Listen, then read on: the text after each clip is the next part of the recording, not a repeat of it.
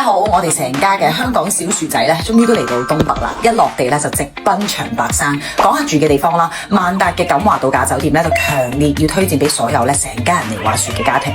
2房1廳啦，有埋廚房，空間非常之大，而且咧滑雪場咧就喺隔離嘅啫，服務咧仲超級無敵好，我下次嚟咧都要住呢度。第一日咧，我媽好堅定咁宣布啦，佢係上山頂影相嘅啫。咁佢着住好厚嘅大褸啦，喺山頂上面咧，好似一個小朋友咁樣一路影一路興奮。跟住第2日咧，佢就自己滑咗落嚟啦。活到老學到老呢一句說話咧，喺我媽咪身上咧真係體驗到淋漓盡致啊！我同阿 Lun 每一次去滑雪咧，一定係每日8個鐘。6日連續嘅，其實我同阿 Lun 兩個咧真係好 hardcore 嘅。滑完雪咧係一定要浸溫泉嘅，因為只有溫泉咧先可以將我哋呢啲好似凍到雪條嘅肌肉咧救翻起身，好舒服㗎。第2日成個人咧就會 recover 啦。跟住呢2位硬漢咧就係都要喺落雪嘅時候咧玩 cold punch，佢哋話會恢復體力喎。我企喺隔離睇熱鬧啦，阿 Lun 咧佢浸唔夠30秒咧就爬咗上嚟啦。浸完溫泉出嚟咧，我就試咗一條東北嘅雪條，好好食。而阿 Lun 呢一個大男孩咧，仲要表演俾我媽睇呢個叫做濕泳褲1秒變硬嘅魔術。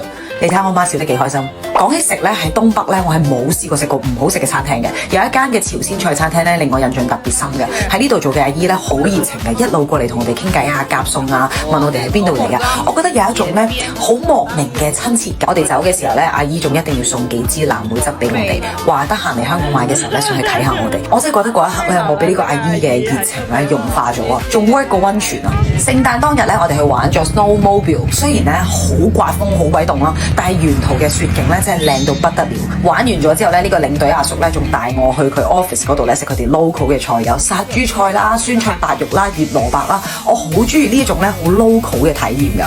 聖誕大餐咧，我哋就喺冰屋入面打邊爐啦。我想講咧，我着好多衣係非常之凍。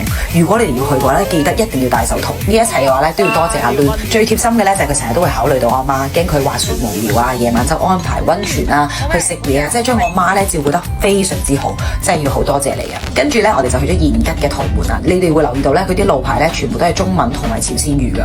一河之隔咧就係好神秘嘅北韓啦。我哋用望遠鏡咧會見到對岸啦，人哋喺度做緊啲乜嘢啊？行路啊，同埋小朋友咧，佢哋係坐住嗰啲木頭嘅千秋，嗰種畫面咧好安靜啦，又好遙遠，有啲難形容嘅。延吉嘅燒鰻魚，到而家我發夢都仲諗緊佢。